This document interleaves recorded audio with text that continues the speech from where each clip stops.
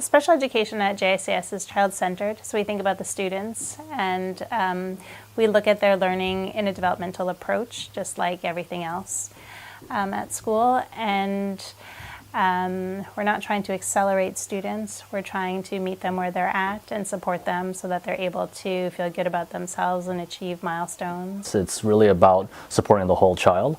And it's about, meeting kids where they are and giving them the support that they can have so they can succeed at their sort of own rate and their own progress.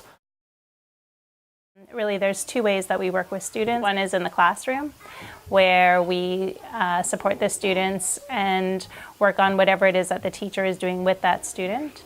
So if the teacher is teaching math, we will come into the class during the math time and help those students who are having difficulty in math or in that particular area. And then the other way would be sort of withdrawal. So when the students would come out of the classroom to do a more, I would say, specialized program and teaching instruction in the spec ed room. If we're talking about reading, it would be the Empower Reading program from grades 2 to 6, which is a very direct instructional approach. Really, if we break it down to its most simplistic steps, it's teaching the kids 5 different strategies that they can use to decode words that they're not sure about. So the sounding out strategy is when the kids are practicing certain sounds, how do those sounds go together, and really just working on that sort of blending, working with digraphs and morphographs and things like that. The kids enjoy the program. There's a lot of fun games built into it as well, so they enjoy coming down here, and it's proven that it helps them read. We also work with all of the grade 1 students using Reading Mastery program. And the reason that we work with all of the grade 1 students is we like every student to have a turn to be in special ed, to be able to come into the room and know what it's like to work in here, to work with one of the special ed teachers, to be called out of class. So that this way, if the students need help further down the road, special ed is not something unusual or something that is foreign to them. They've already been in the room and they already know what special ed support or what support in this room is like. This is the example of the Immersive Reader.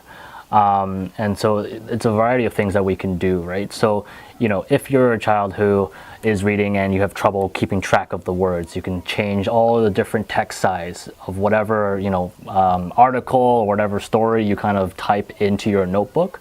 You can do things such as changing the font. You can even have, different highlighting for different words. What I also like is that you're able to even highlight certain nouns, or if you want to highlight verbs or adjectives. And another thing that you can even do is have something called a line focus, which is really neat. And you're able to highlight line by line when you're reading, so you don't lose track of the, where you are on the page. With the picture dictionary, you're actually able to click on a word and it will show you a picture of what the word is.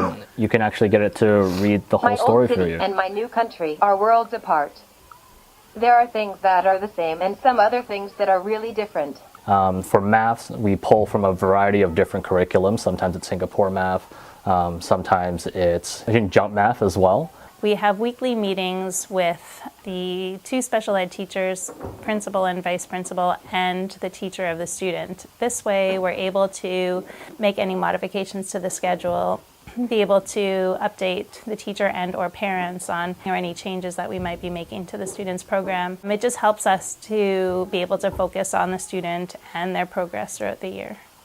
We also write our own report cards that detail how the student is progressing, the ways in which we're helping the student, areas for continued growth for that student, our plan for that student. And what we wish for them is to have a better understanding of how they learn as an individual, and also to be confident and be able to advocate for themselves and not seeing it as so much as a deficit, but something to be proud of. Is like, I know this is the way I learn best, and I know how to ask for help when I need it, and have that love of learning.